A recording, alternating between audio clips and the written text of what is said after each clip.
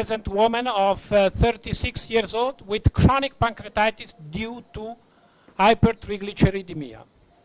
She came to the unit because of pain, nausea, vomiting, and jaundice. So she had a CT scan done that showed an enlarged head of the pancreas area, probably due to the chronic pancreatitis, a dilated common bile duct with dilation of the intrahepatic duct. So the plan for today is to have a look at ultrasound in order to check for the chronic pancreatitis. As you may know, chronic pancreatitis has a higher risk of developing cancer, so we need to exclude the pancreatic cancer and to check for any stones, any stricture in the bile duct, because this lady had the cholecystectomy done last year with some complication. Second, Thank you, Andrea.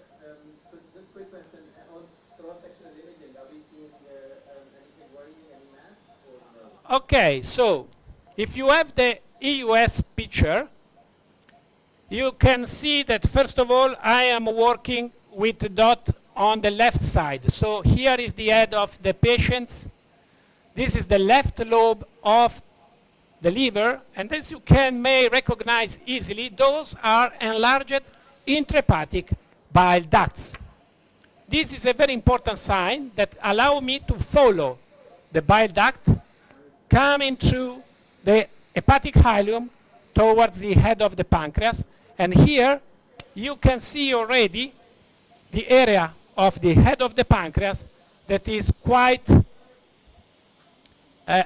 dishomogeneous. The other thing is that the pancreatic duct looks normal, like also the pancreatic glands in the body and in the tail. So what are we going to do now is to go endoscopically towards the pylorus and towards the duodenum.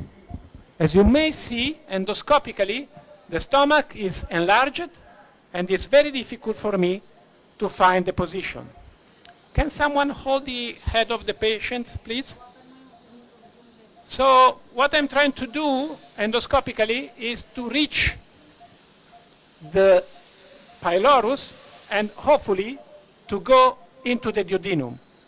This is very tough. I can feel the tension on the tip of the scope, so I need to be very, very gentle and to try to feel the situation with the help also of X-ray.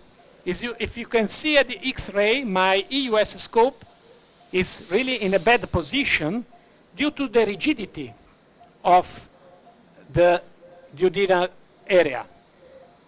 With a gentle push, I am trying to gain the duodenum, but as you can see, it's quite difficult. So I need to be gentle, I need to be patient to see if we manage at least to reach the bulb. This is very important in order to have a proper examination done, in order to understand what's going on with this lady. So when we perform such kind of procedure, we have always to have the plan B, the plan C, and probably the plan D ready. Because what should we do if we cannot reach the duodenum here? First, sometimes this is due also to the rigidity of the tip of the EUS scope, so you can switch to ERCP. Second, you can be lucky like I am just now. I reach the duodenum, so I can switch to EUS image. And the first thing that you see here is an enlarged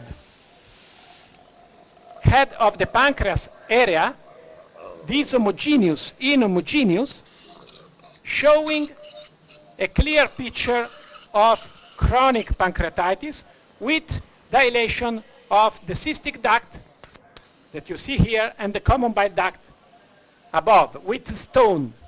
See here in my arrow there is also the shadow telling us that there is a stone with dilation of the bile duct, but to me, there is no neoplasia.